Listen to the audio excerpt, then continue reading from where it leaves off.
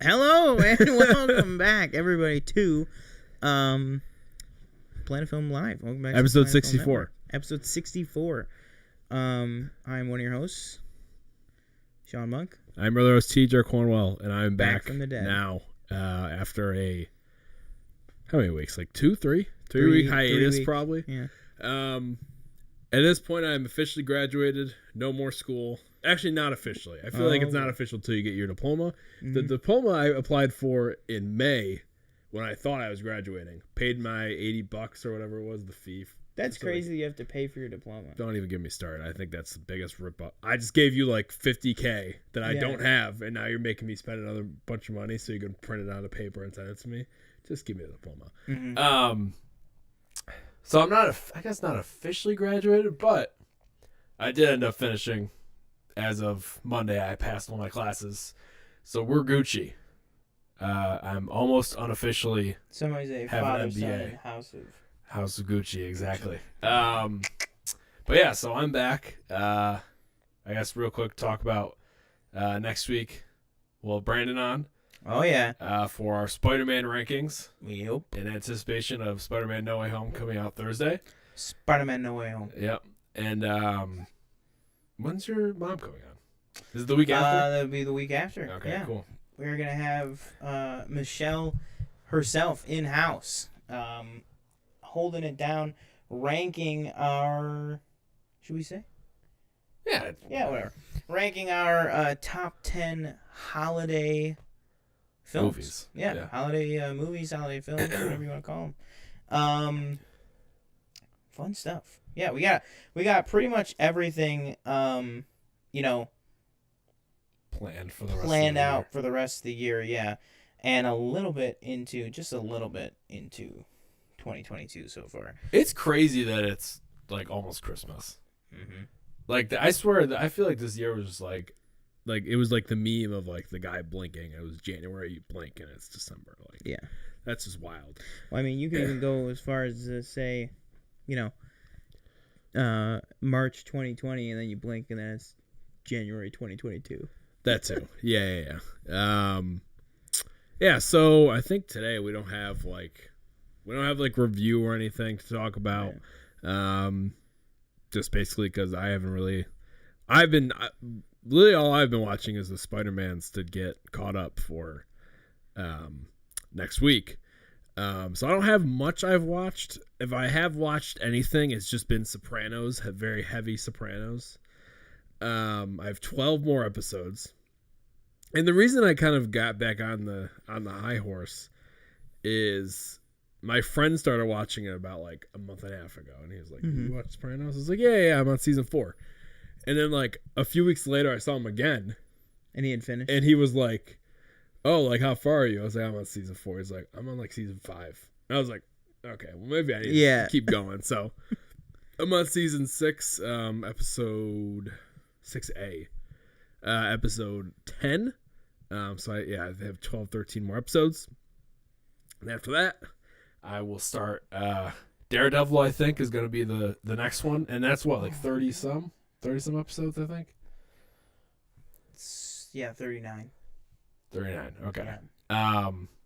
And that'll be the next thing. But other than that... Are you going to watch Defenders? Is that good? Is it good? No. No? Then probably not. I'll only watch the quality probably ones. All of if you go to anything else besides Daredevil after Daredevil, in that universe, like Punisher season 1 is really good. Yeah. Punisher season 2 is okay. Jessica Jones season 1 is like really, really good. Uh-huh. Season 2 is good, and then season 3 is like, man, it's okay. Okay. And then Luke Cage is like, it's okay. Iron Fist is terrible. Mm-hmm. Yeah, and then Defenders is pretty bad. Gotcha. But yeah, the good news is the one that you are going to be watching. All 3 seasons of Daredevil are some of the best television ever made. So that's like, I don't know how they fall off that. Well, I do know how, because the other shows didn't have, it was Drew Goddard for the first season, and then Oh my god, how am I forgetting his name? The other guy for the other 2 seasons. I gotta look it up. Oh my god, that's killing me. But yeah, the writing I think is really what just separates it. Is the writing is just so much better. And I feel like it's one of those things too. Oh, this is gonna kill me. Like as soon as I see it, I'm gonna be like, oh, of course. He's like a super famous guy. Yeah, Drew Goddard created it and did the first season. But then, yeah, there it is. Stephen DeKnight. I knew that was gonna kill me. Yeah. What a name. Yeah. So other than that, I've watched other than Spider-Man's, which I'm still catching up on. I've watched King Richard. Danielle and I saw that. I went to like the Geneva area over the weekend because. Oh, is that where you guys saw it? Yeah, one of her friends was graduating. Mm-hmm. So she went to the graduation, but we got a hotel. We stayed the weekend. You went to the Finger Lakes? We went to, I forget what it was called. It was like Chautauqua Theaters or whatever. I think it was like 20 I saw you away. Visited the George Bailey Bridge. Yes. Yeah. Yes, we did. We did do that. And it was like really small theater, kind of hole in the wall type, movie theater.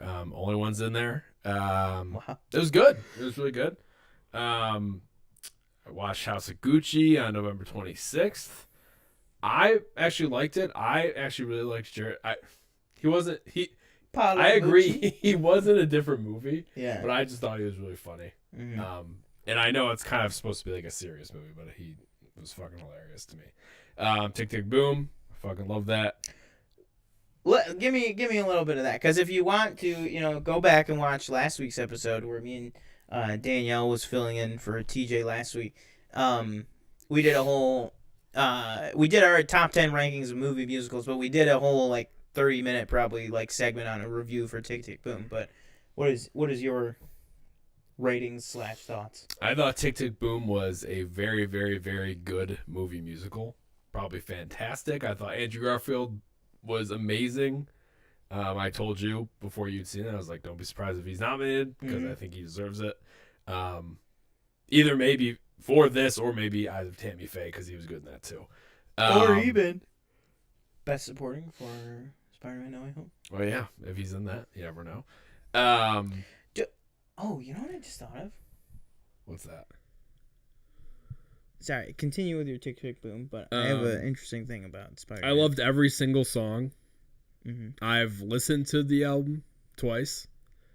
You're really into this. I loved it. This is your WandaVision. Oh yeah. I didn't really know what to, because I didn't know, because Danielle told me what happened to him. Mm-hmm. I didn't know who he was. I was under the impression, I was like, oh, is this while he's writing Rent? And she was like, no, this is him, his story, trying to write that the musical, that's in the movie, blah blah blah. I loved every minute of it. Yeah. What is it, Suburbia or Superbia? It's like a play on Suburbia. I forget what it's called. Something about aliens or something. Yeah. Although they always say he's like, it's not about aliens, but I think I would agree that it's probably in my top 10 movie musicals. I don't think I've seen that many, but I would definitely put it up there because I thought it was fantastic. Charlie Brown Thanksgiving. I told you about the Jonas Brothers Family Roast on Netflix. And then I watched Red Notice. I think that was the last movie I watched. Oh, yeah. Before I left or whatever. Or that was the first one I watched after I Red took Notice. out my hiatus. So was that as big a pile of crap as people thought it was going to be? Or? No, it was just I don't know. It was just generic movie, the movie? Yeah, it's kind of forgettable because I'm trying to remember what even happened. Aren't they trying to take some eggs or something? Yeah, they're trying to get the 3 Cleopatra eggs or something like that, and there's a twist, and then What's the twist? The Rock and Gal Gadot are in cahoots. The whole time? Yeah, the whole time. Oh wow. You don't know it, but and I'll be honest, I didn't pick up on it, but when they revealed it, I was like, oh, okay. It's I don't know. It was kind of just a dumb, action movie. Netflix original movies really not. They don't hit it. Not the best. They don't usually. Yeah. But yeah, I think that's it for me. I want to say. Yeah, that's it for me. Nice. Well, my question I was going to pose to you, which I'm going to pose to the chat as well. Shout out everybody in the chat. Shout yourselves out in the live chat. Let us know you're watching. What do you think the chances are that one of the Spider-Men, if Andrew I'm Garfield... slightly echoing. I don't know. We tried to figure it out beforehand. It's like Danielle said last week. This is exactly how it feels. Yeah. We have no idea. Oh yeah, you are too. I don't know. We'll work on it again. We thought we fixed it before, but I guess not. Continue. What are you saying? Sorry. Oh, you have a first-time watcher with you, Cassidy. She's watching, or she's with you watching? She's at our apartment. Oh, tell her sign in with her account. Sign in with Cassidy. Subscribe. Welcome in the chat. What was I gonna say? Oh yeah. So if Andrew Garfield and Tobey Maguire are in Spider-Man: No Way Home, what do you think the chances are that one of them dies? I feel like nobody's talking about that. I don't think so. Because why would you do that? Because it's not like they're gonna. I just don't think they will go that way. So you think it'll just be a clean. Yeah. Popping over to help out, then popping back. I think somebody's gonna die because that's just kind of how they've built it lately with like. And Tom Holland has been really, really hinting towards like he keeps talking about like, oh, fans will be shocked at the dark places that Peter goes. And then today there was an interview with, I think, Esquire, where he was like, people are going to be, surprised at how bad this Peter Parker can be when his back's up against the wall. Oh, I missed that. And I was like, oh, that's it. Like, he keeps hitting that point. Yeah. So I'm wondering if maybe our Peter, goes over the line or something. You know what I mean? Like, take something too far. Something like that. Maybe he has to get reined back in, or get a big old Uncle Ben-esque speech from like Tobey Maguire or Andrew Garfield or both. But yeah, that's interesting. He seemingly keeps hitting that in the interviews, which is like very interesting. But yeah, they're in full swing. We'll talk a little bit more about Spider-Man No Way Home in just a little bit, but I want to go over some of the stuff that I have been getting up to. Very loose show today, if you haven't noticed already. So let us know, actually, anybody who's watching right now, Cassidy, you included, anybody who's watching, shout out some topics if you guys want to hear our thoughts on or hear us talk about literally anything. Just shout them out in the chat. But I will say, I told TJ before we started, I didn't tell him what, but a lot of the things that we have been referencing and talking about on the channel, I basically have been making an effort to watch. So I went back, and the biggest thing that I did in your absence is I went back and I rewatched all of Doctor Who. What? I rewatched I know, but like still, like how did you even do that? I've just been watching. That's like nonstop. 150 episodes of the show. Yeah. How'd you do that? They're all like an hour long.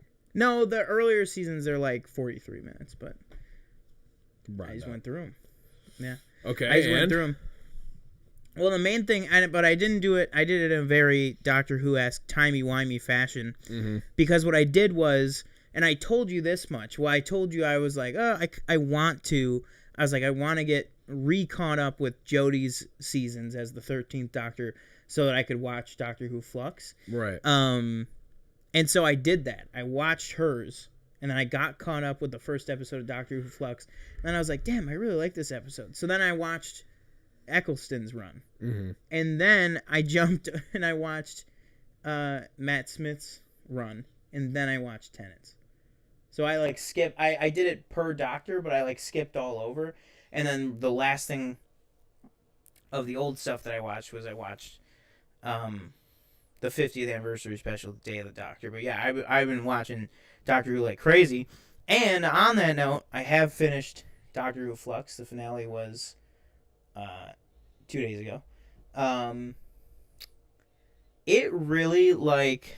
So first of all, I just want to say overall, the Jodie Whittaker Doctor, the 13th Doctor, I stand by what I said where I had, not seen everything. She is fantastic. Like, she is before I was like, and she's good, and I just feel like, Chris Chibnall, just the writing is not good. I still stand by all that, but if anything, I am going to go, what is this in the chat that people are? What? I don't know what these people are writing in the chat. Yeah, I saw that by the other person. I mean, last week. What does that mean? I don't know if I have no idea. I saw the bot. And it was like 3 different accounts. Actually, that just reminded me because I said to Danielle, I only realized it right at the end. I got to make sure that when I'm monitoring chat on my phone that I'm signed in as us. Yeah. Because I just kept blocking it for my personal account. Oh. And I was like, why does it keep coming back? Yeah, and then I realized. Sense. But then after the show ended, I realized it was all, me and Danielle realized it was all different accounts. Every message was a different account. It had a slightly different name. So it must have been like a bot. That's well, I mean, weird. Of course it was a bot, but it had it was like very clearly a bot. Mm-hmm. But yeah, no, this is no spoiler review for Flux. I guess the big spoiler is I don't really know what you would consider to be a spoiler because, well, we'll talk about it. But anyways, talking about her first 2 seasons, Flux aside for a second, I am doubling down on everything that I said before. She is not just like a good doctor. She is the doctor. Like she is.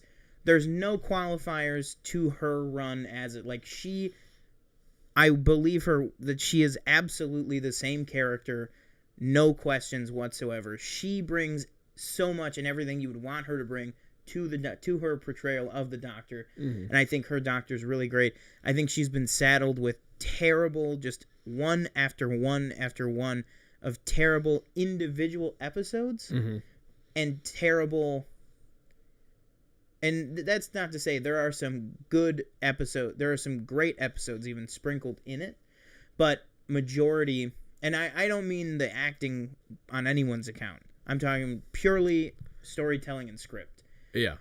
And a little bit of like design, but that's more of a personal like critique. But she has been saddled definitely for sure with the overarching Timeless Child arc that have been all 3 of her seasons, is terrible. It's absolutely just atrocious. Yeah. It's really bad. So basically, to summarize it, because I know you have good knowledge of Doctor Who. Decent. Well, that's all you need. Really, if you watch one season of Doctor Who, so Time Lord from the planet Gallifrey. In New Who, they kept referencing the Time War type of thing, and then in the 50th anniversary, you finally find out what happened with the Time War, and that they changed the events of the Time War so that he didn't murder everybody. But now this reveals that the Doctor is the progenitor of the Gallifreyan species. She's the the source code for Time Lords and regeneration, and that she's from a different universe, and they brought like the multiverse into it. Okay. And I'm like, and it just, it's a little too much in the worst way. Like, as bad as things have gotten in the Arrowverse, they slowly set up the multiverse over like 5 years. They did it. As great as things are in the MCU, they have built the multiverse up over like 5 years, and now they're really starting to get into it. Now, granted, you might be like, well, Doctor Who has, 58 years. You don't understand, though, if you haven't watched Doctor Who, it is not a, like, multiverse type sci-fi show. It is just a, like, traveling in space and time, like, very confined. Time is very, linear. You could go to any point on it, any place, but it's not a thing that's like, oh, the fabric of, reality is gonna, come upon itself or whatever, or like crash into itself type of thing. And that's kind of what the flux is, which again, this is not a spoiler for it. It's in the trailer. It's like this like basically space cloud that's like devouring everything. And it just, I had so much hope because Doctor Who Flux, which now I'll get to, this most recent 6-part series, and I understand why they did it in 6 parts, because of COVID. They wanted to, get something out there. Mm-hmm. Which, by the way, I'll remind everybody, this is not the first time that we haven't had, 2020 is kind of an exception, so I don't count 2020. Yeah. Because I don't count that for any show. Like, a lot of shows took that year off. But what will be 2022 with no season of Doctor Who is not even the first time it's happened recently. In 2009, there was no season of Doctor Who. That was the year that David Tennant closed out his run with, he did 4 specials that year. Mm-hmm. Jodie's doing the same thing. There's no season coming up, but there's going to be an Easter special, Centenarian.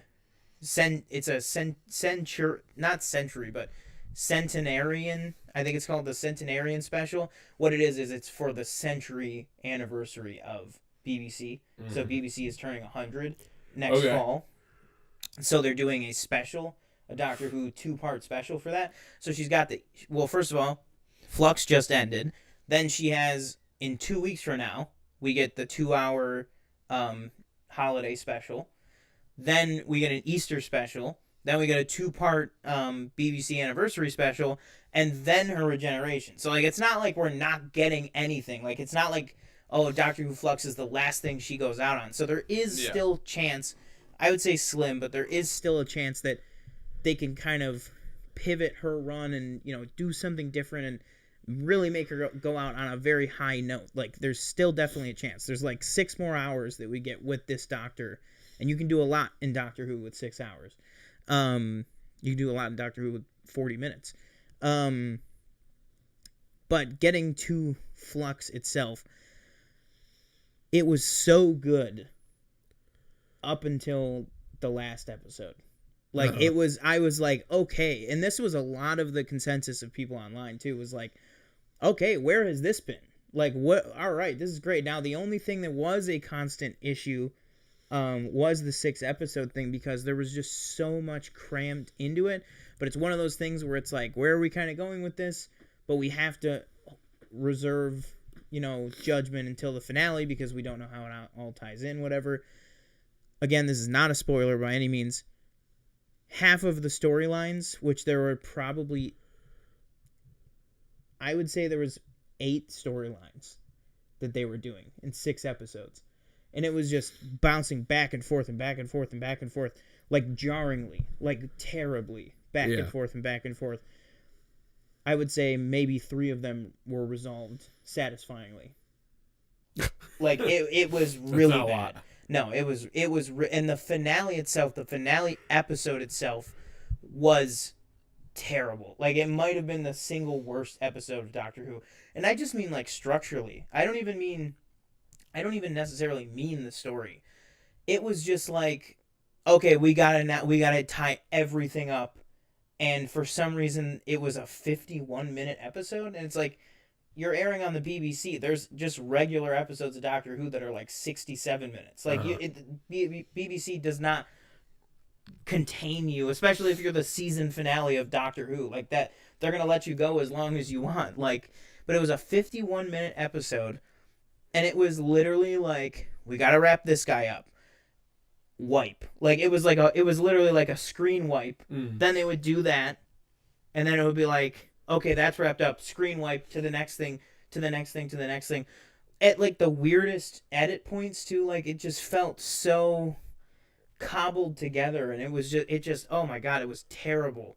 But like I said, the actual lead up to it was really good.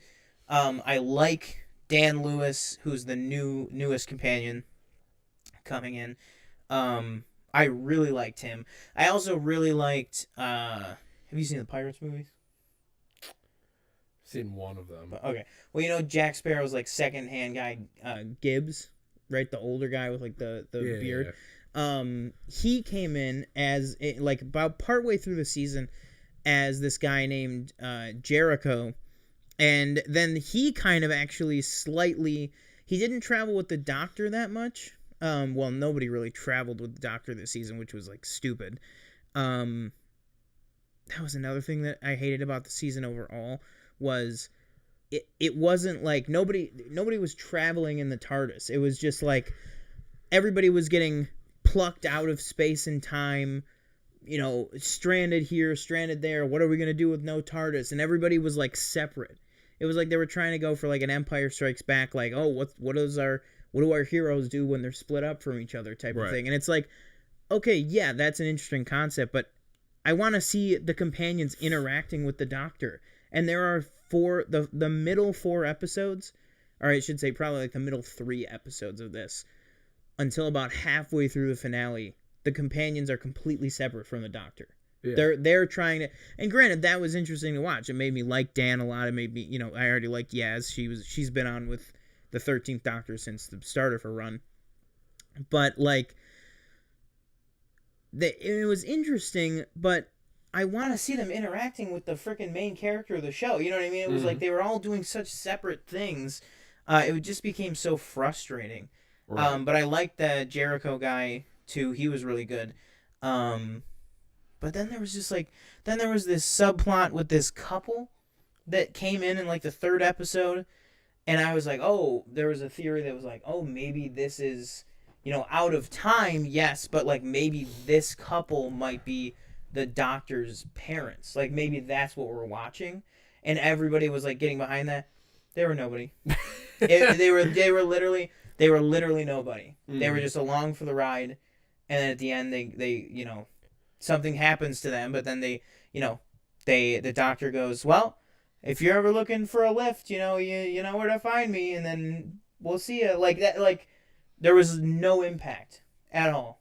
And it's like, were you showing that like, oh, even an individual person's story matters? Like, yeah, I get that, but why are you devoting so much screen time to these characters that don't amount to anything? Don't matter, yeah.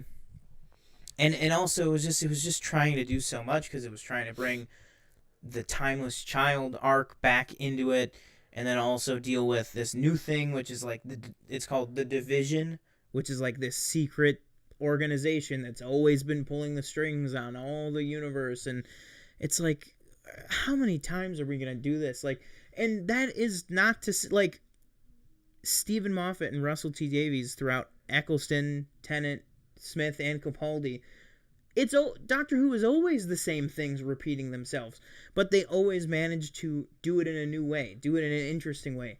This guy Chris Chibnall just it's like slamming his head into a brick wall over and over and over again. Yeah. And you're like, dude, how many times are you going to end an episode with the universe is about to implode or explode or fizzle away or you know, like every episode almost it was like, oh my God, it was just terrible. And then it's another one of those things too that's like, this season just ends and they're just like, oh, thank God that Flux thing's over.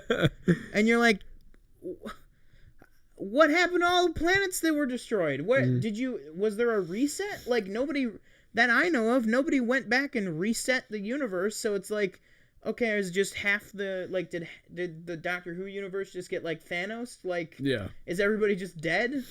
Like, yeah. But then they're just like, well, gang, let's head to our next adventure. And it's like, no, what happened? What were the repercussions of this? Like, oh my God. Yeah, like Michelle said, another thing with Chibnall is that he had Jodie telling people she was the Doctor, just random people all the time, and nobody is fazed about what's happening. So yeah. That basically sums it up. Yeah, I agree with that too. It's like, it's very just like, yeah, it's just frustrating. So not great. Not great. After all, could have gone either direction.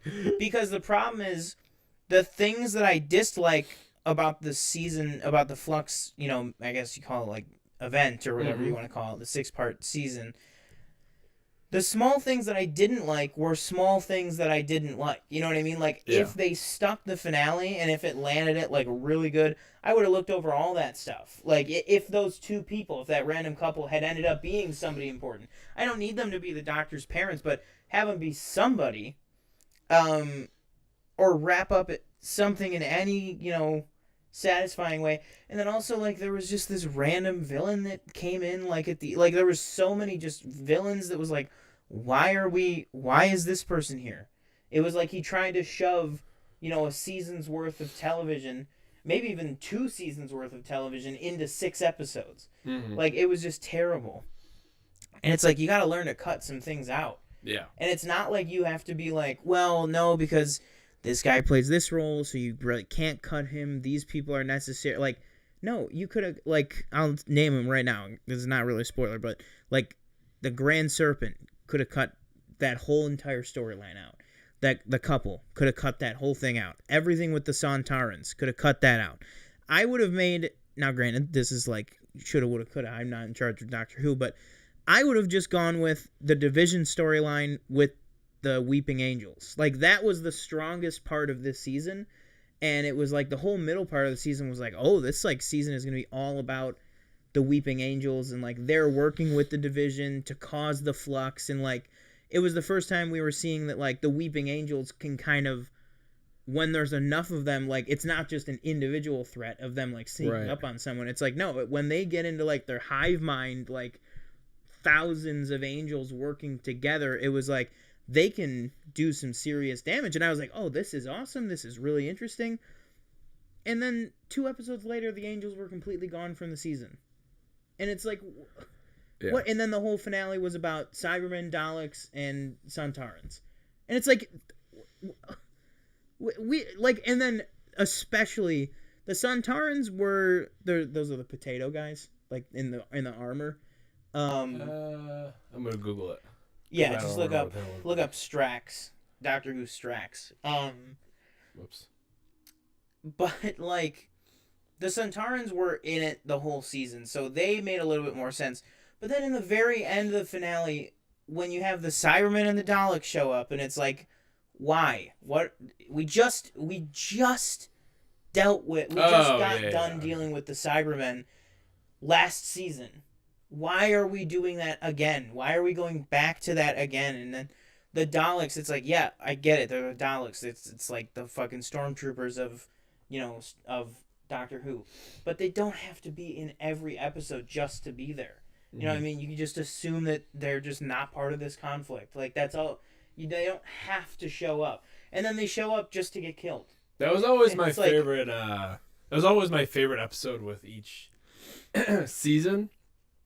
Was their episode? Yeah, when they show up. I liked when it would feel like an event. Mm-hmm. You know what I mean? Like obviously, like you said, like it was like they're in every single episode. Yeah. But like they'd have like one episode or 2 are dedicated to them each season. Usually, it's usually like, because the way Doctor Who usually works is that it'll either be an old big bad, a new big bad, but there'll be an overarching season villain. And then every week will be a different villain. So it's like, some seasons the Daleks are the main villain. So they'll be in a lot. But then, like you said, like a perfect example is Tennant's last year, which was the Daleks Take Manhattan, which was the one that Andrew Garfield was in, actually. Oh, really? Okay. Yeah, it was. Yeah, which is funny because it was Andrew Garfield was in it, but he was doing a New York accent. Like, he sounded like Spider-Man, even though he's British. Yeah. Like, that was cool. Like, the Daleks had really nothing else going on that season. Oh, I think I know. I don't remember, but I know what you're talking about. Yeah, that was the one where they like evolved into like the human Dalek hybrids, where like it was Daleks in suits. Yeah, it was like a weird episode. Yes. But like that stuff is cool. Like, but I don't like when you just throw everything. Like, it's like, with Mandalorian, right? Like Jon Favreau. Yeah, they treat it like a sandbox where they're bringing in different toys and stuff, and it's like, oh, what if Boba Fett met another Mandalorian and Yoda was a baby, and you know what I mean? It's like stuff like that. But they don't just go, oh yeah, and then Leia shows up, and then Han shows up, and then Luke shows up, and then and then Rex comes back, and then Anakin's back from the dead, and it's like, you know what I mean? It's like, that's kind of what this guy Chris Chibnall feels like, because it's a good example, because he, like Jon Favreau, he is openly, unabashedly, like, he grew up with Doctor Who. He's written Doctor Who, like, fan fiction. It's just the thing of, like, what happens when you put somebody who writes fan fiction in charge of the thing. And it's like, it just goes off the rails very quickly. So long story short, Flux did not stick the landing. Love it. It was very disappointing.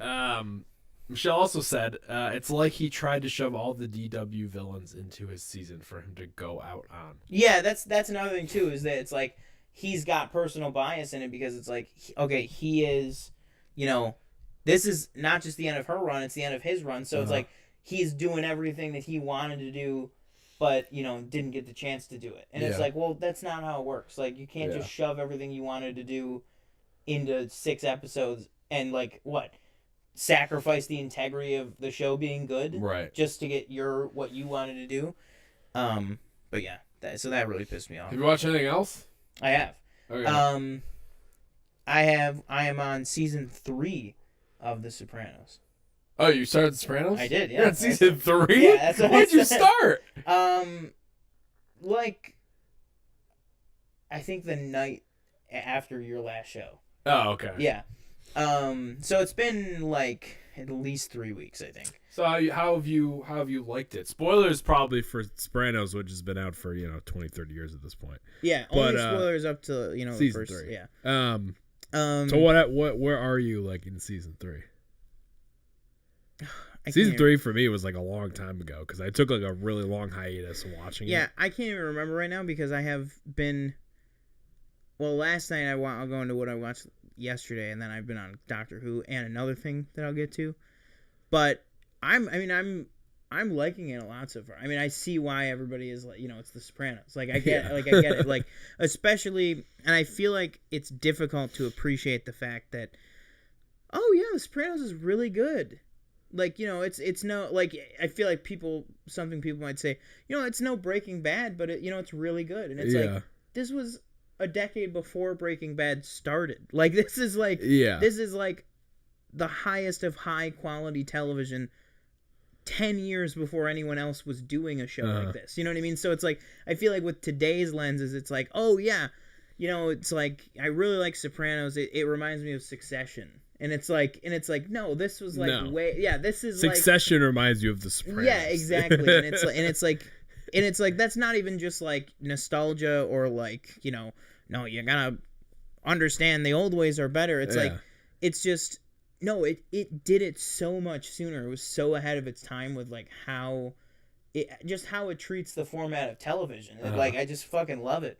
And then of course, Tony is fantastic, and then like it's all the normal stuff that you hear about The Sopranos, like the interactions with the therapist, like it's everything that everyone always says. And then Edie Falco is like really amazing in it too.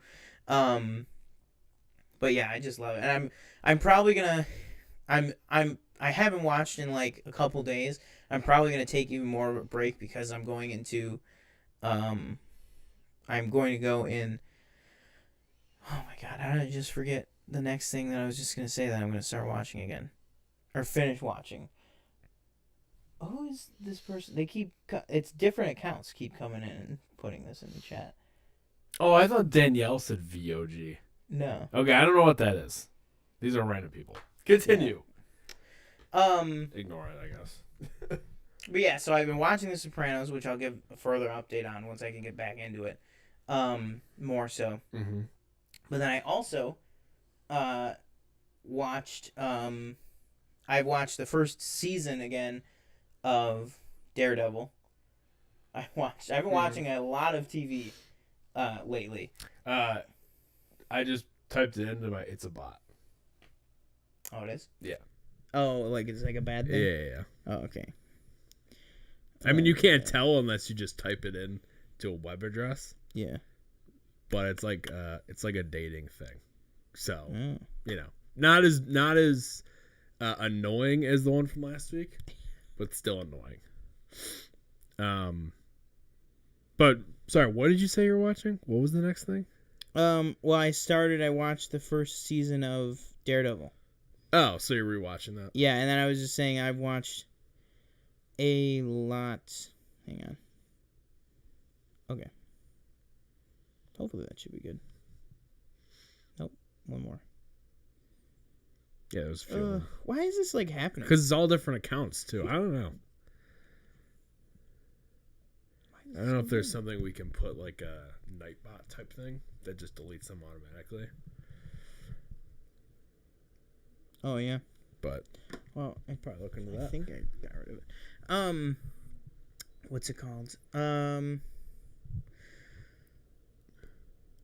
Yeah. So I've just these past few weeks I've been just watching a lot of content.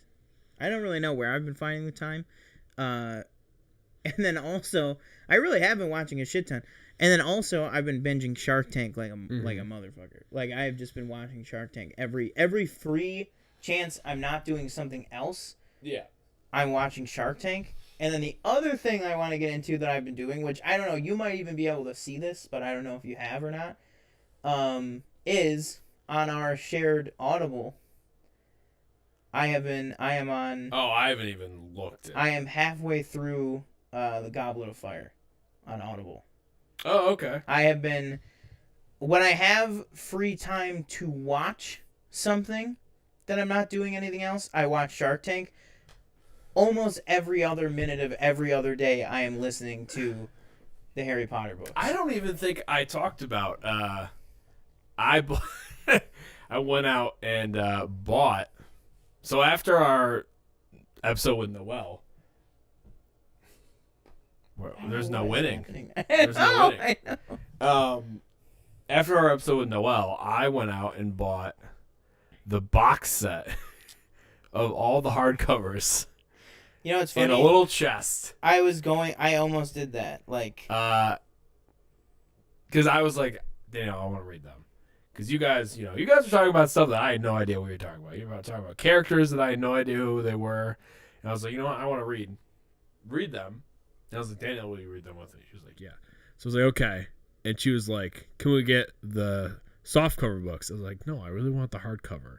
Because the hardcovers are something that when I was in elementary school in the library, they had them. I was like, oh, these covers are so cool. Mm-hmm. And I've just had like a very But did you get the same hardcover? Oh, yeah, same hardcovers. Because there's same art. There's like 1,000 different I had to make versions. sure they were the same ones. The ones that I want to get one day, yeah, just to even keep them on a shelf is, I don't know if did you go to Barnes & Noble to get it? I order them off Barnes & Noble. Oh, okay. The website. They have one that's like, it's like these super high contrast ones. I don't know if you saw it, where every book is like a single color. Oh, okay. And it's like, it's just really like, it's like the whole book is black, but then it's like each one is like the one color, just this bright, super intense like color with like these cool designs on it. So I gotta find it to show you. But yeah, after that show I went to Barnes & Noble, and I was like, should I get these? And then I remembered, I was like, no, I have like 6 Audible credits. I went to Barnes & Noble, had no idea where Harry Potter was. Couldn't find it. It was. Where is it? It's in its own section. Where? I looked. I was like, does Harry Potter have its own section? So our Barnes & Noble. Which one? Which one? On the Boulevard. Oh, okay. That's the same one. Okay. So you walk in. There's the customer service desk in the middle of the store. Yeah. You take a left. Yeah. It's right. It's on the right at the end. It's a whole Harry Potter section. Huh. The whole last aisle. Yeah. See, I didn't move. I didn't even go floor over to there. ceiling. Yeah, it's floor to ceiling. It's right next to that like kids area. Oh. It's right next to that. The whole thing, floor to ceiling. That's where they have the Harry Potter Lego, the Harry Potter Funkos, the books, the wands, everything. Gotcha. Yeah. Because I was looking in like fantasy type in that section. Mm-hmm. I was like, I see Lord of the Rings, I see Dune. I don't see Harry Potter. I was like, I don't know where the fuck it is. And no, you know me, I'm not gonna fucking ask. I'm not asking nobody. So I was like, you know what? I'll just order online. And that's what I did. But yeah, so we're very slow with our reading. This is them. That was the ones I was talking about. Oh, those are cool. Yeah. I saw a TikTok, I think Danielle might have showed it to me, is somebody took all the softcover books and painted Hogwarts across them all. Oh, cool. And it was really fucking sick. And then so like when you put them all together, like it It shows, had like, the full thing. the castle. Yeah, it was really dope. I think So that's yeah, I started reading those. Actually, instead of watching Hawkeye when we get back, or when I get back, we might actually be reading. I'm not sure. Mm-hmm. Wait, so what are you on? So we're only on book 1. Oh, so okay. Where are you at? Like chapter 5. Oh, really? Okay. Yeah, I've only read, like I said, I think I mentioned this. I read book 1, and then I read book 3. Or maybe I think I read it when I was a kid, book 1, but I listened to it as well, more recently. And then book 3 I definitely read when I was a kid, and I haven't read any of the other ones. But I'm very excited. I'm excited to get. I will say, like, this might just be obvious, but like, these books, are like incredible. Like they're just so good. It's been such a long time since I've delved in, and granted, I've read them all before, but the only thing that I've ever listened to before was, I think it had to have been only Sorcerer's Stone and Chamber of Secrets. But when I was a kid, my family had these this set of white cassette tapes. It was like there was no nice branding or anything on it. It was just these white cassette tapes that said in black Times New Roman on them, like Harry Potter and the Sorcerer's Stone Part 1 of 6 or something like that. And it was like literally, cassettes that like I would put in our cassette player. And then that's like how I could listen to the first and second book. And I did that a lot, but then I think those ended up breaking, or maybe I broke them or something. But other than that, like, and those were like really, obviously those were like early 2000s audiobook quality. Like it was like not that great. Not like, and granted, the ones on Audible are not very current. Like there's no I would like them to do, like Warner put out a new edition of all 7 books with the movie music and like stuff like, you know what I mean? Like, because there is music in the audiobooks, but it's not like Star Wars where it's like, the full audio suite where like you're hearing like, where you're hearing the sounds and hearing the John Williams score and the lyrics. It's like they're just kind Harry's wand let out a big crack, and it's like, you know what I mean, like or like in the Bogart scene in Prisoner of Azkaban, like it's like, and then another big crack, and it's like, you know what I mean? It's like, the guy's, he's and the guy is doing a very, very good job of, all the sound effects, tone and sound effects and stuff like that. But, at the end of the day, it's a guy saying the onomatopoeia like words. It's not the actual sound effect.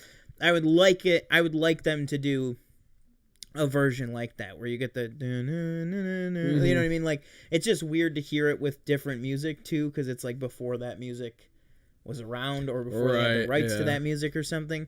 But that being said, just the actual story and the books and how they're written, it's like I just feel I'm listening to it like I always do. I'm listening to it on I do for these I'm doing 1.35 speed. Normally when I listen to my Star Wars books, I do a full 1.5 speed. But these ones I was like, that it was like too fast.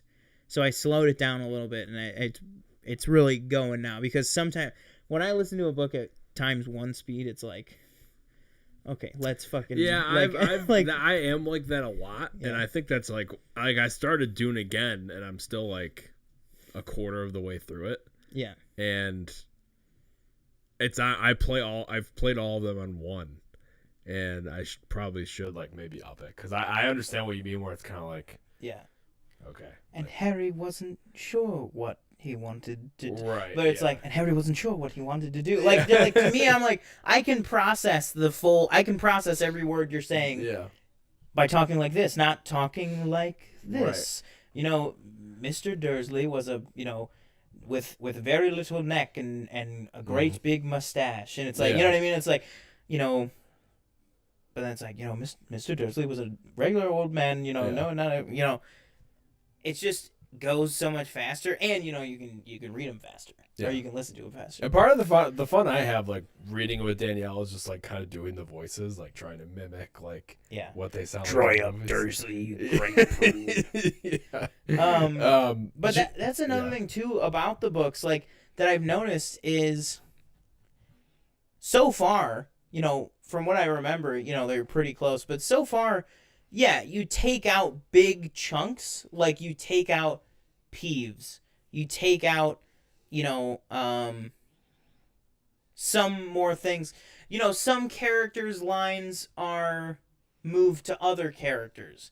Some scenes have the middle taken out because you don't need the middle to convey what the scene is. That so far. Now, granted, I know as we get into the later books, there are bigger chunks missing and bigger things gone. Okay. You know what I mean? Well, because it's like the first 4 or the first 3 books for sure. Like, they're very short, so it's like you can fit most of it in. Sorcerer's Stone is almost identical. Like, that movie almost might as well be the script. Like the book is just the script. Like, but that is what I've noticed. I mean, it's missing. I've already noticed. Like, it's like, Dudley has that one friend that comes with them to the zoo. Exactly. He's not there. It's like things that just don't have to do anything. You could just move it. Even the iconic the opening of the book. The book series opens with, in the Muggle world, you're with Vernon. Yeah, you're with going Vernon to most work. Of the time, yeah. Yeah, going to work and all that. He is the beginning intro character.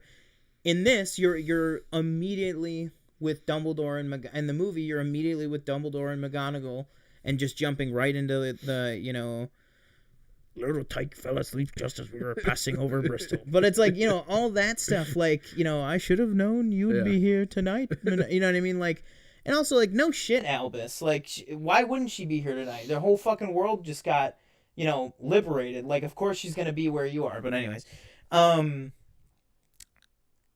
yeah, like I said, like, there are big sections removed. But for me, they're removed because you don't need them. Like, there's so many things that you can just move to different characters and stuff like that. Like, Chamber of Secrets definitely had, some things that, it's like, well, in the movie, perfect example. You're gonna get to it, so it's not a spoiler either way, but in the movie Chamber of Secrets, right? Like, in the dueling scene where it's like Snape and Lockhart, and then they're like, why don't we do Harry and Draco? You know what I mean? It's like, in the book, it's like everyone splits into pairs. Oh, okay. Then they're like, let's do a big demonstration. And then they say, well, why don't we get Harry and Longbottom, like Harry and Neville. Mm-hmm. And then Snape says, well, if I may say, like, Longbottom's, and he says the exact line that Snape says in the movie, but in the movie he's talking about Ron, where he says, he says, well, Mr. Longbottom's wand, causes the greatest of catastrophes with, like, the simplest of spells. But in the movie he says that about Ron, and it's like, you can just cut that middle part out and just jump right to, no, not Ron, do Harry and Draco, and it's like, it just moves a lot faster.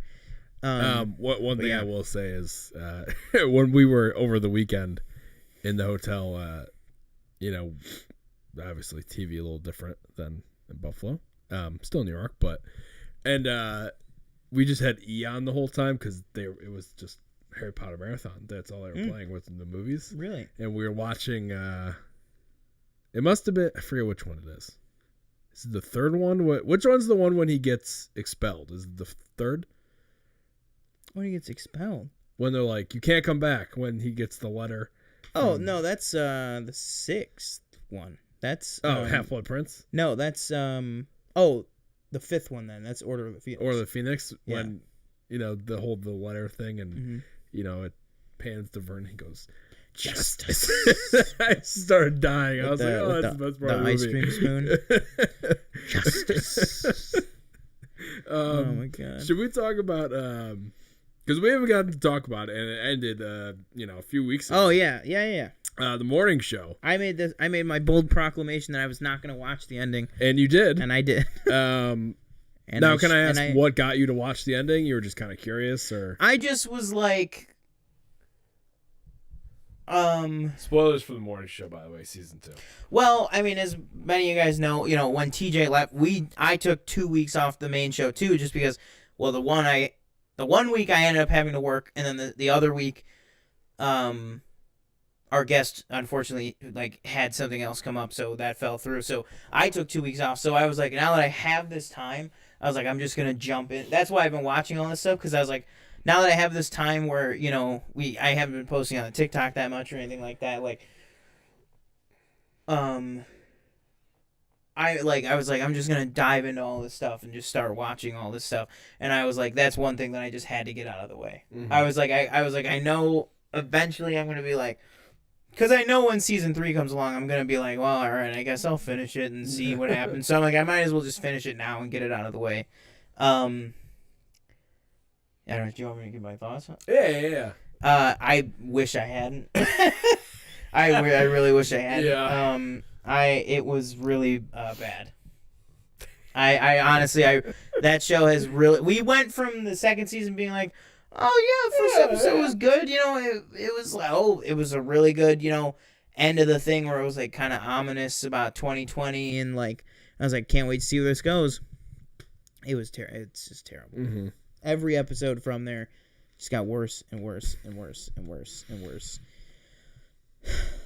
And Alex is just one of the most insufferable characters in the world, and I don't understand why the show continually is like, yeah, let's get behind all these people that just suck. You know what I mean? It's like, and nothing is satisfying about watching the show.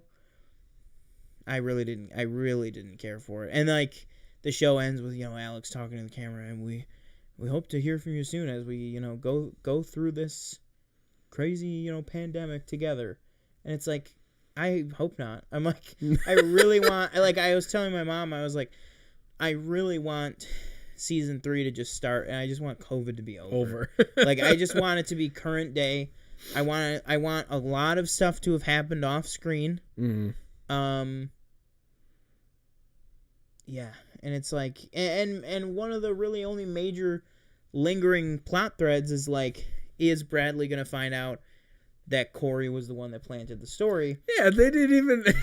And my thing is I think it would be just so much more interesting if you did a 2-year time jump and just say, if the season comes out fall 2022, something like that. Just say, okay, yep, we just jumped right from March 2020. We skipped over COVID. It's it's midterm elections 2022. You know what I mean? Right. If you just said that, and then it's and then you kind of find out, Corey, she never found out about it. And now it's maybe they're in a relationship, and I just think it would be an interesting thing if it was all of this time has passed, and she still doesn't know, and then she finds out, and it's well, what does that do? Mm-hmm. Now that they've known each other for 3 years, almost 4 years, you know what I mean? They have this at least working relationship. I think that would lend cooler stakes, and just see where everybody's at, what happens with Alex. I don't want to see what happens immediately next with any of these people. Yeah. I don't care about the drama of Chip lying that he had COVID. I don't care about how that wraps up. And I love Chip as a character, mm-hmm. but the show's a doctor calls him and he's oh, we got the rapid test if you want it, and he's like, no, I'm good. Yeah. And it's I don't want the next season to start and be I can't believe you risked your life and you lied about having COVID to help me, and it's I just want all that to be skipped over. I don't care about these individual things. Right. Just do a time jump, think of a better storyline for season 3, and I'll be back on board. And for the love of God, she's great in the show, but either do something better with Alex's character or write her off the show. Literally. Yeah, it seems like multiple times through the show that they were leading towards just getting rid of her, and that she comes back. Yeah, and that was the time. Even the time jump thing though, that was my problem in the beginning of the season when they did the time jump, and I just didn't know what the fuck was going on because they're talking about, oh, well, I went up there and stuck up for you. It's what? Like, Yeah. because Corey got fired and then he came back and it was a whole thing, and and just like when and it's funny because I feel like we talked about it multiple times where it's like, are they trying to redeem Mitch as a character? And they were like working on it. They just drove that whole character and then off they a cliff. literally drove it off a cliff. Like he just died. So I don't know if and that like, was part of like, the story or that was just Steve Carell's contract. That's some fucking Chris Chibnall writing right there. That's like, you know what I mean? It's like, oh, what do we do with this guy? Well, just kill him. Yeah, I'll be completely honest. I didn't think he was gonna die. I was kind of actually surprised.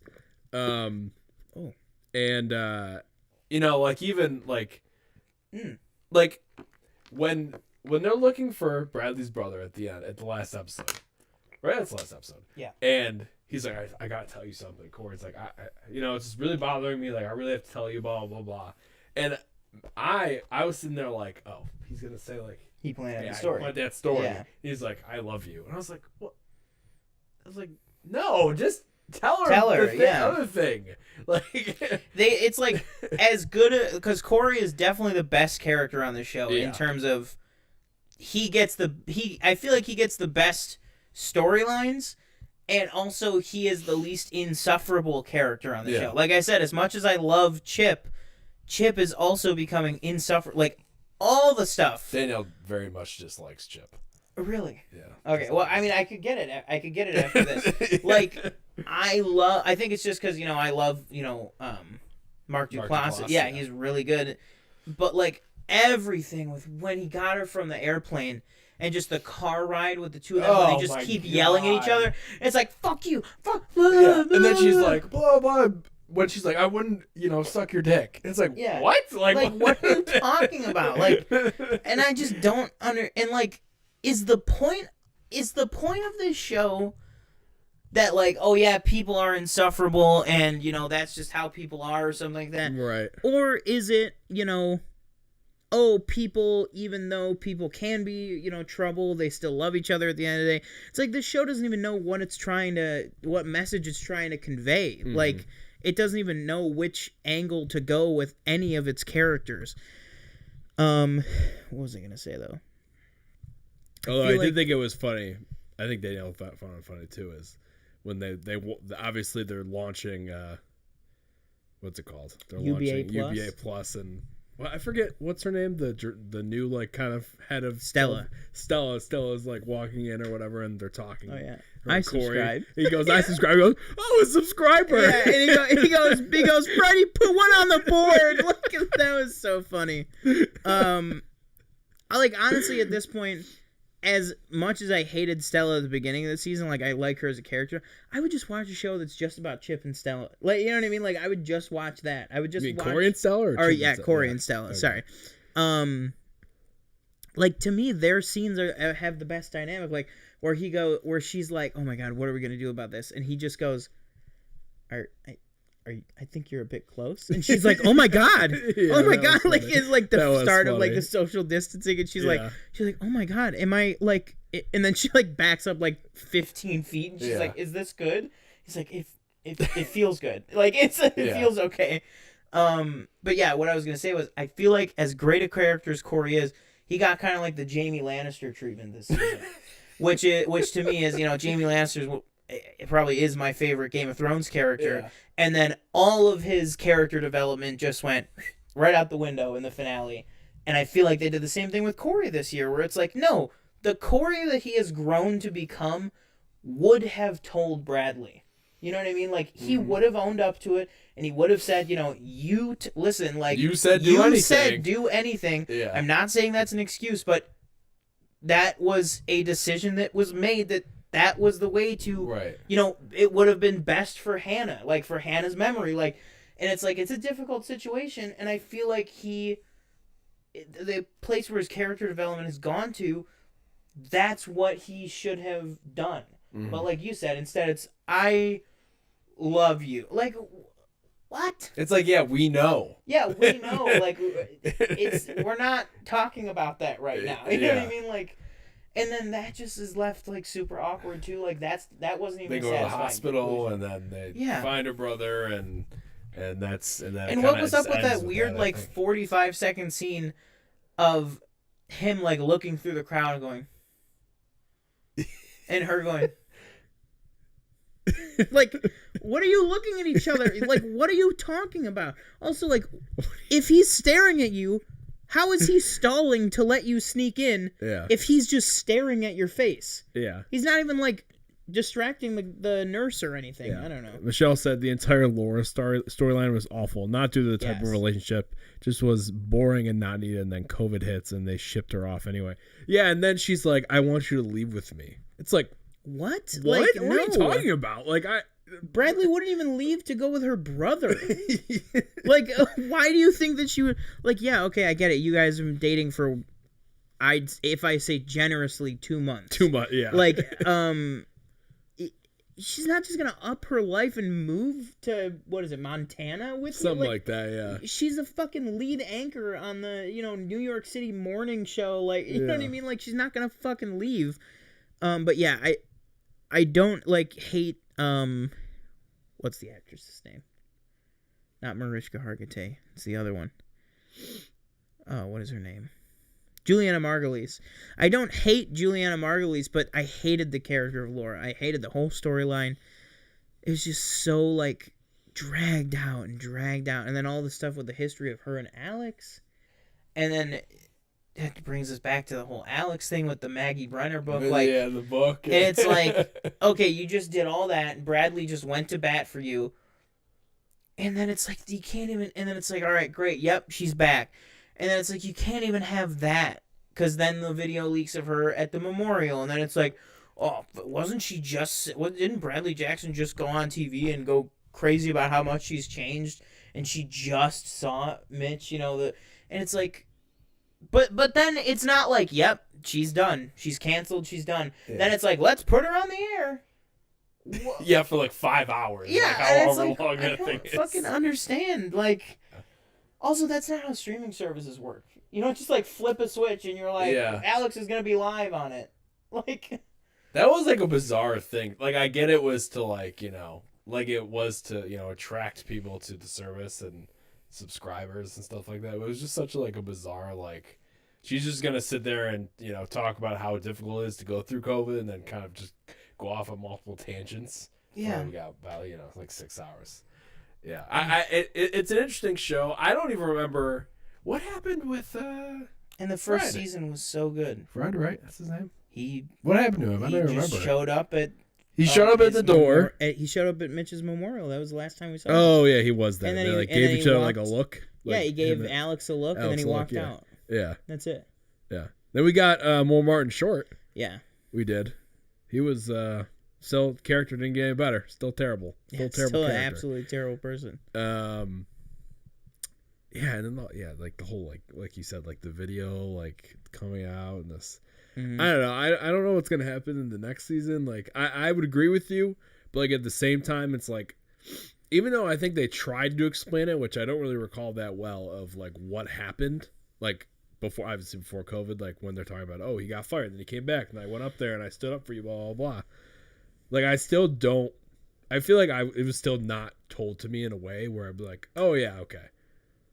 Like, I just, like, why was he fired in the first place? I don't really remember. Yeah. So I'm in... Welcome 808 Smokey. Hello, 808 Smokey. I am interested in season 3. Okay. And my free Apple TV did run out. It just got renewed 2 days ago, so that kind of sucked. But I'm still gonna pay for it, I guess. In the new year, I am signing up for so right now through through FiOS, I'm getting a year free of Disney Plus. That runs out in the first of the year. What's this? Who's this? Miles Hilms. Thoughts on van life? I don't know. Van life. Van like life. You mean van life like Nomadland van life? Let us know if that's what you mean. What was I gonna say? Oh yeah. So our Disney Plus is gonna run out at the first of the year, and my mom has been, really wanting to have live TV back. Because she's like, she just likes, watching live TV type of thing. And so what we're going to do is in January, what is Apple TV? Well, it's a streaming service that Apple does. Apple does, yeah. So in January we are gonna get the. So it's $74.99 a month, or it might be $79.99 a month, but it is. I'm getting the full shebang of Hulu no ads, Okay. Disney Plus, ESPN Plus, yeah. and Hulu Live TV. Wow. Oh, okay. That's you a pretty get good all deal. of that. You get 3 individual streaming services plus Hulu cable essentially, which I didn't know has like double. I love the interface on YouTube TV. That's why I love having YouTube TV. But Hulu TV has almost double the channels. Really? Of YouTube TV. Right. See, now you're kind of like you're on my wavelength because I also use YouTube TV. Yeah. And I love the UI. I love the interface on YouTube TV. I absolutely do. I highly doubt that Hulu TV is going to be as good an interface, but I don't know that yet. But on paper, it has so many more channels. Mm-hmm. I'm going for it. But like I said, sorry, real quick. Miles said these streaming options getting too excessive. End up spending $10 a month on 20 platforms. I agree. I think I have Prime, Apple. It's true. Prime, Apple, Disney Plus, YouTube TV. Actually, I don't pay for Hulu. So actually, that might not be a reason I wouldn't do it. Mm-hmm. Although I share an account with somebody who does Hulu with ads. But I don't actually watch Hulu that much. And if you're watching a movie on Hulu, they don't really do ads. They do an ad at the beginning, and that's it. Mm-hmm. So I don't pay for Hulu. So that might be a reason I wouldn't do it. But sure. See, my thing, I watch Hulu like crazy. Like that's where I watch Shark Tank. That's where I watch. Yeah, they do have a lot of quality stuff too. Oh yeah, and all the original stuff like FX on Hulu. Oh, so speaking actually of streaming, have you utilized your new little PC thing down there? Oh yes, I have. Yeah. Okay. Yeah. How disappointed were you when you logged on and you went, I can't even do Disney Plus like UK or anything? I was so rated R. Sorry. Yeah, okay. So I can do that, but I can't watch titles like Alien and Predator and like the Die Hard collect. Like I can view the title, but I can't press play. That's so weird. Yeah, it's because it doesn't register that I have a UK thing. So if it doesn't card, UK card. It doesn't register that I have a UK account. Okay. So what that means is because it registers that my account is native to America, right? I can't up the maturity rating any higher than the American Disney Plus goes. Now, the workaround of that is to get a UK Disney Plus account. Problem with that is... Sounds like a lot of work. You can't get a UK Disney Plus account with an American card. Yeah. So it's like you can use the, VPN to trick it as much as you want, but you can't trick it into your card. There is a workaround, but I'm not doing that every month. Just for those titles. Like the workaround is you buy with your American card, you buy a UK Google Play Store subscription? No, like gift card basically. Okay. And then you pay for it with your UK gift card.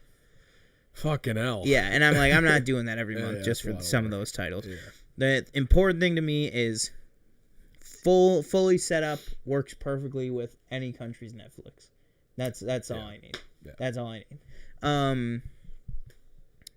That's where I'll be watching at some point in the coming week. That's where I'll be watching Amazing Spider-Man 1 and 2 because they're on UK Netflix. Now, have you streamed, although Fios is better than Spectrum, which is what I have. Have you streamed, you're Etherneted up down there? No, not down there. Oh, okay. Mm-mm. So have you tried to stream with your PC? Like, have you tried to stream it from your PC yet?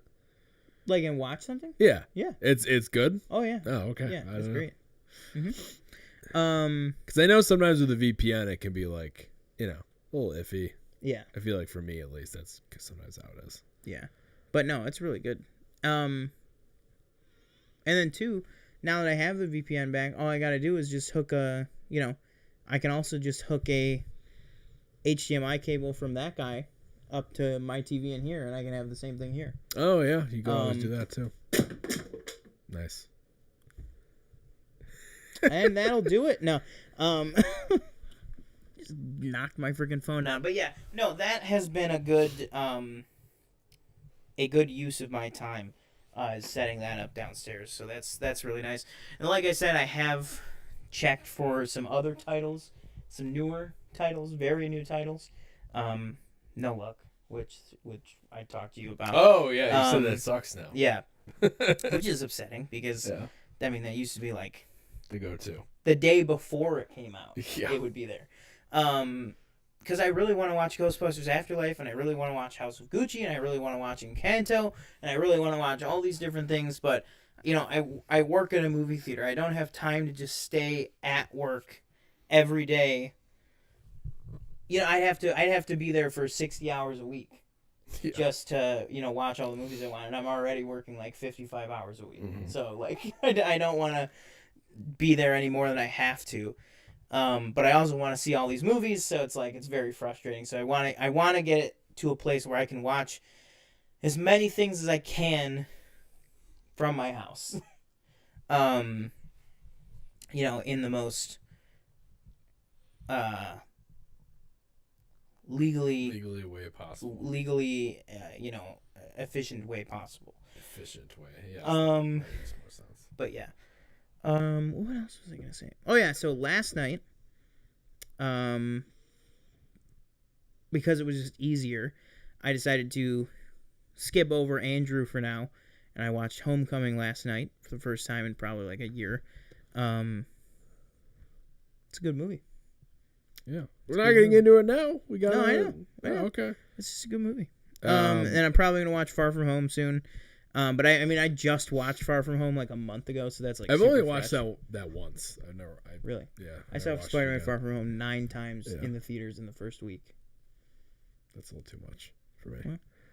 Well, we'll see where it lands on your list. I bought Spider-Man 1 and 2. Don't know why. Oh yeah. I think it was like around the Cyber Monday time day when they were usually. I think it was like $8 for a 4K. Oh, yeah. So I was kind of like, absolutely. I'm going to rent it for $4. I might as well buy it for $8. Actually, yeah, let me just see how much The Amazing Spider-Man is right now. Yeah, what else? I don't know if I have anything like else really to talk about. Oh, I got my I'm boosted up. Oh, you're boosted up? Yeah, I got When'd you get it? Yesterday. Now you can mix and match. I've heard that you can. Yeah, you can. I got 2 Band-Aids because I got my booster and my flu shot at the same time in the same arm. So my arm is like killing me. Same arm. Yeah, my arm is like killing me, but I feel fine. You know, knock on wood. I feel fine. They say if you're gonna get anything, they say usually have like 8 hours of nothing. You know, of nothing either way. And then they say if you are going to get sick at all from it, you'll know within like the first 24 hours and it's been over that. So, hopefully I'm good. But a little trick here for locally. You haven't gotten your booster yet, right? Mm-hmm. I will let you know after the show exactly which one I'm talking about. But if you go to like CVS, Walgreens, Rite Aid and stuff, they only book by appointment. And they don't have Pfizer right now. I don't think they have any Moderna left, and they have some locations have J&J still. I don't know about J&J. Yeah. J&J. But a local pharmacy is swimming in all 3. Okay. And so everyone that I know, a local pharmacy. Yeah, everyone I know, meaning couple of my friends, our friend Travis, my grandmother, couple others, all went, and now me and my roommate went to this place, in and out, 30 minutes, got it done. Walk in, anytime. Yeah. So I will let you know that, and that's definitely the best way It's to go been right offered now. to me at work about 3 times. Oh, they'll just do it for you right at work? Yeah, because we provide it. I forgot where you work for a second. I just haven't, I haven't really gotten it. Well, do they have Pfizer? Yeah, they have all. I think they have. Oh, actually, I don't know which ones they have. I never really looked at the emails. Yeah. Yeah, but I at just least never for felt like Danielle. you know what it is. Like I never felt like I need it. You know what I mean? Like I know that sounds awful too, because obviously COVID's not over. We were talking about this earlier. Erie County, apparently the highest COVID rate in the New York State. Yep. Apparently. So it's not like, COVID's not a thing anymore. Although I will say, Oh, I was in Wegmans. 4K Amazing Spider-Man is only $10. Yeah.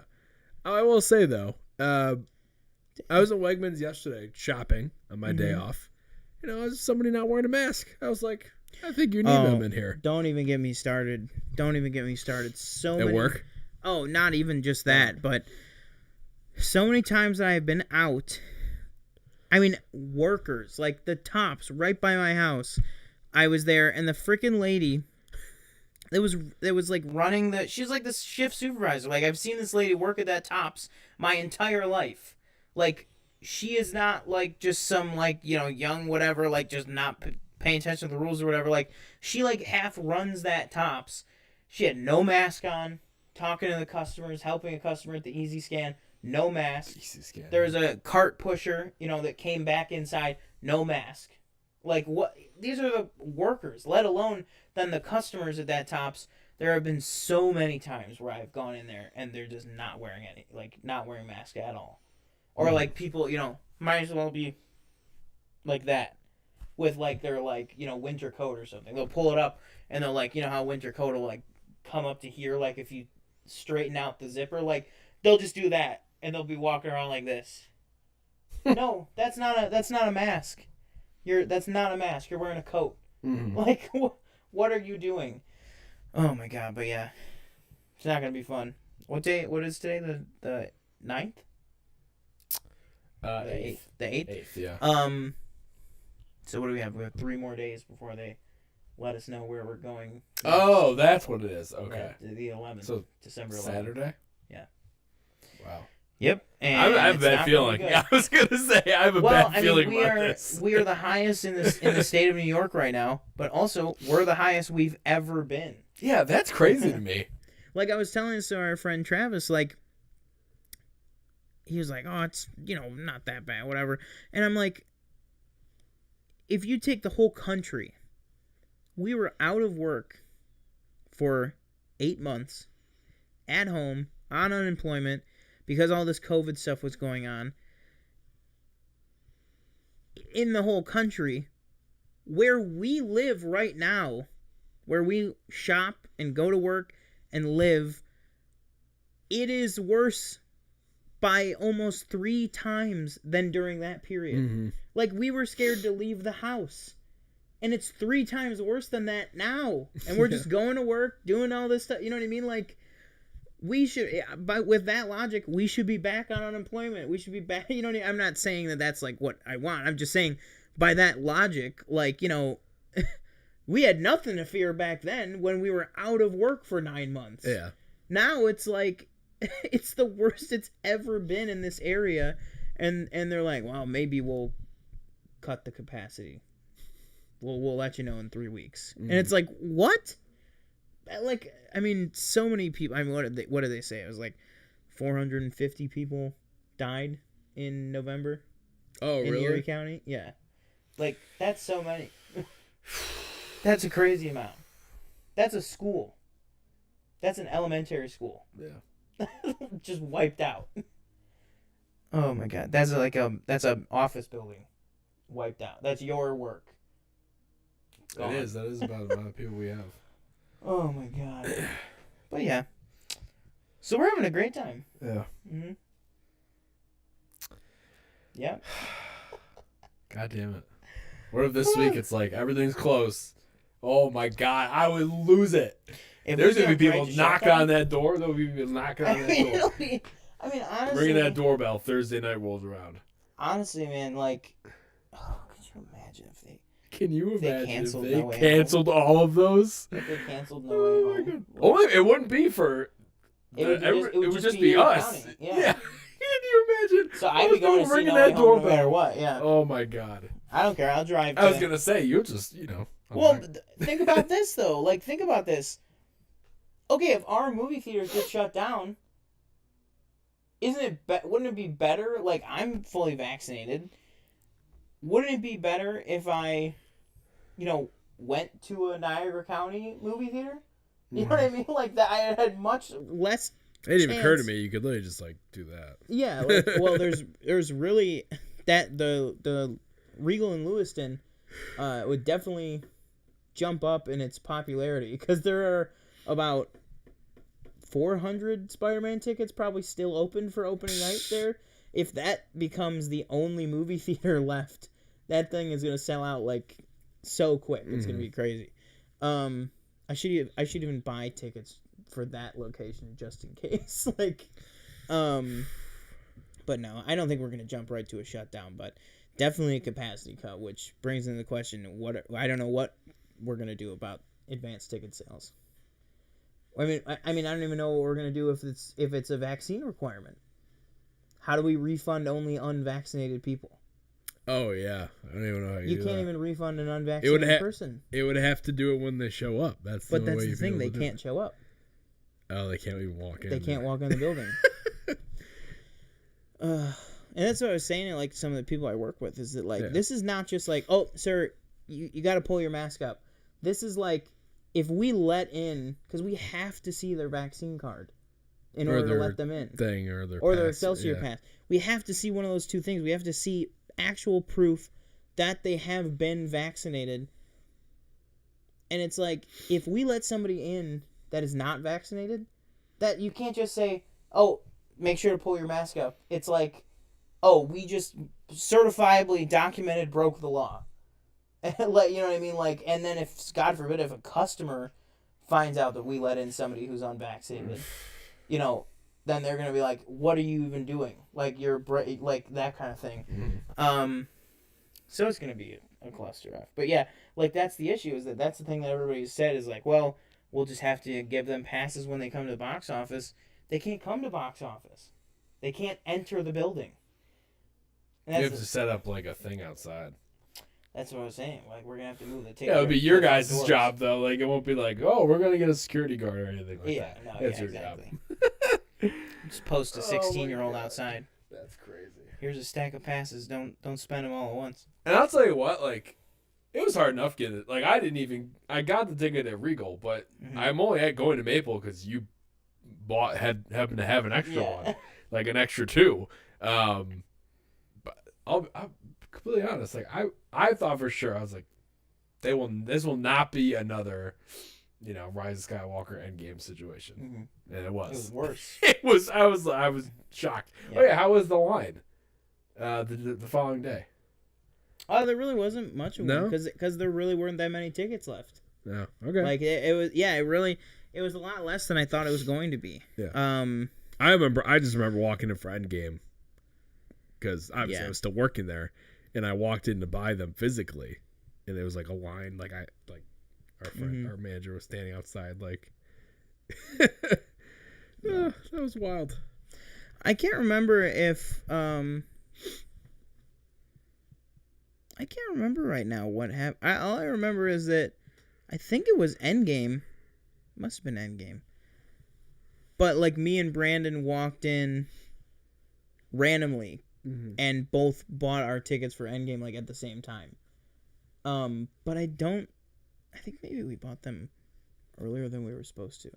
Because I definitely saw Endgame the first showing in like the middle seats, and there was nobody else. It was just me and Brandon. So I think somebody, I'm not saying who, I'm not saying if it was anybody in this room, I think somebody might have sold us tickets before we were supposed to buy them, but whatever. Wasn't me. I know. Rules like that. I don't know who it might have been. But the only other time I can think about that, which now thinking back on it, it's like, yeah, that makes perfect sense, is I remember when my mom surprised me with our tickets to The Force Awakens. I was like, how did you get these? These don't even go on sale until midnight. Like, how did you get these? Like, it was that kind of thing. And now I realize it's like she just showed up at the exact right time that they were already in the system, and probably whoever the 16-year-old was at Box didn't know not to sell them. Right.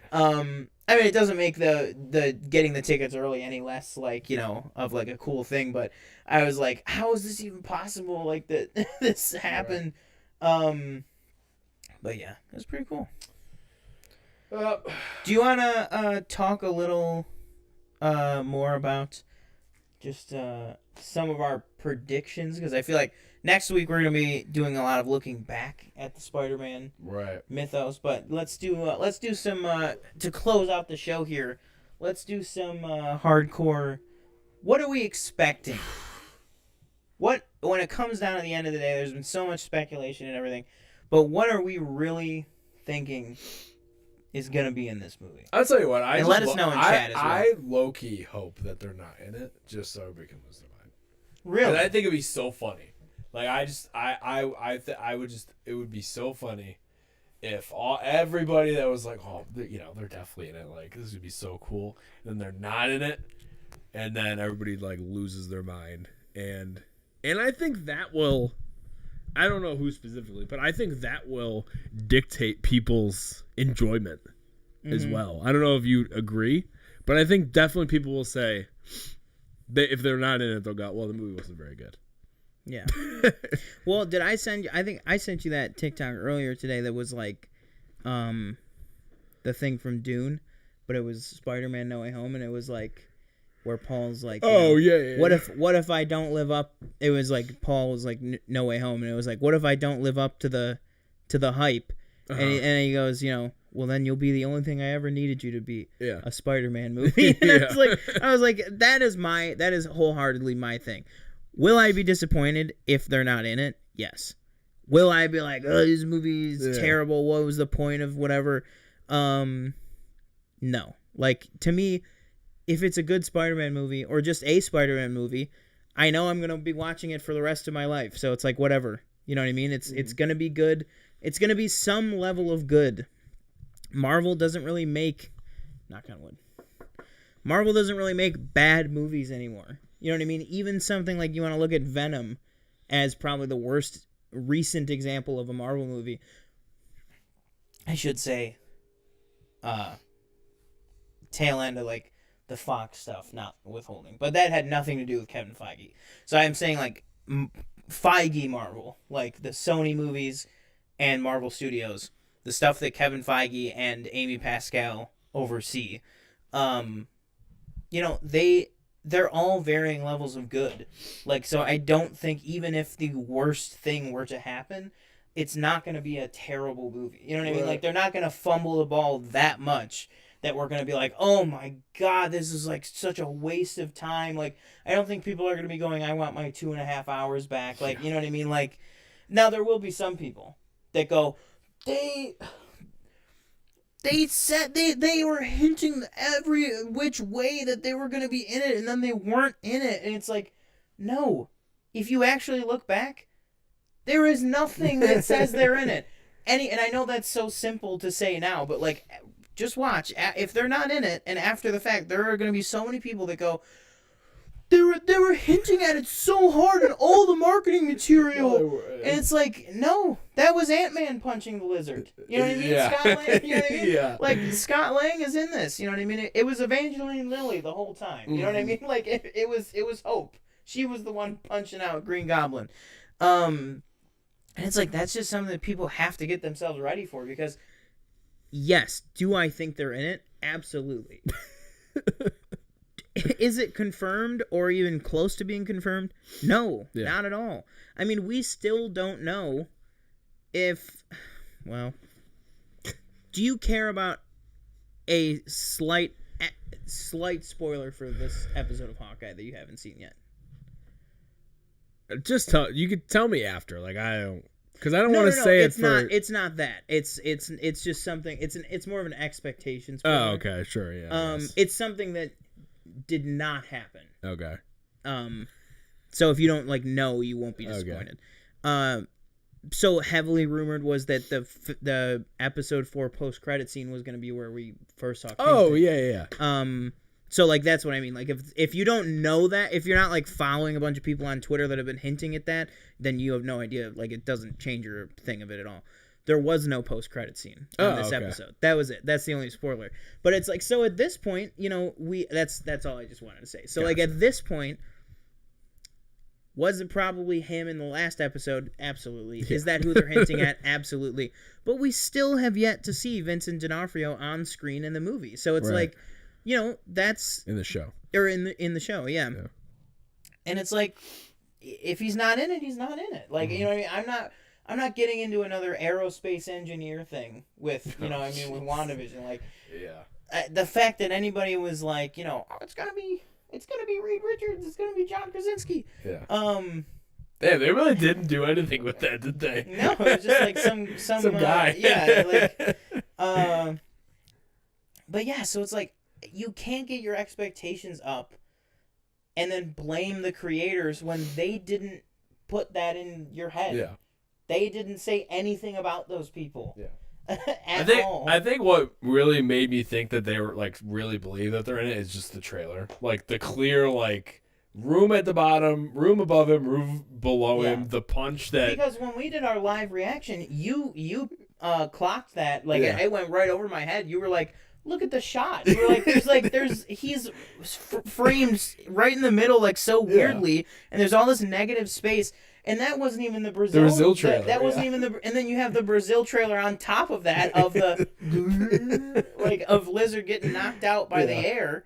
And it's like, yeah, absolutely they're in it. Like, and also I just think it's awesome that one thing I do think is awesome because we didn't get Vincent D'Onofrio in this episode.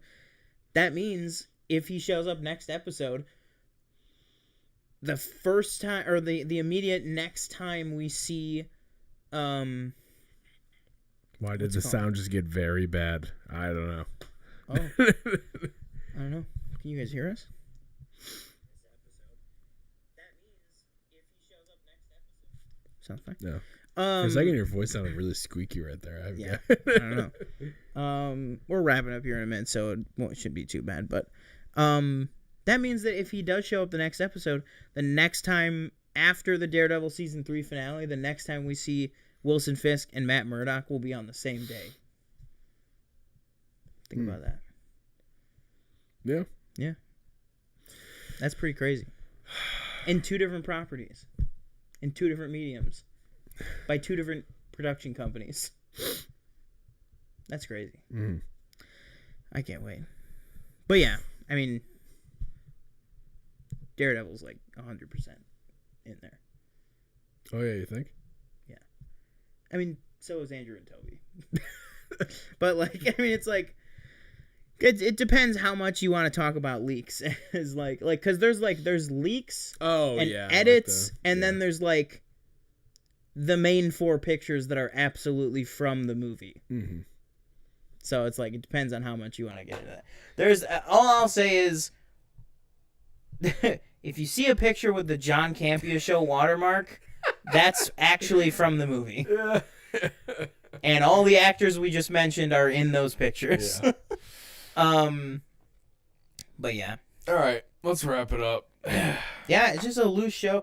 Not much to talk about. Yeah. Thanks for joining us. Tune in next week. Next week is going to be very opposite. It's going to be a much longer show. I know today ended up being a shorter show, but next week's definitely not going to be a very short show.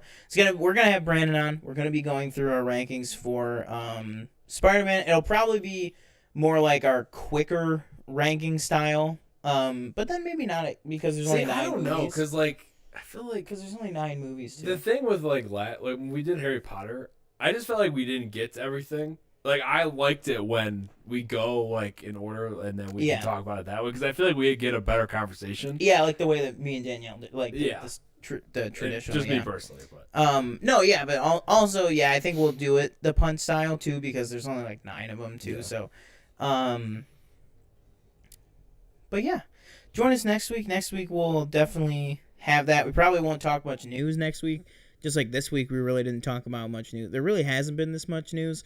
We're supposed to be getting a Sonic trailer tomorrow, so make sure. Oh, Game Awards tomorrow, yeah. Yeah, Game Awards tomorrow. We're supposed to be getting a Sonic 2 trailer tomorrow, so stay tuned to the channel. Make sure that you are subscribed, and check out our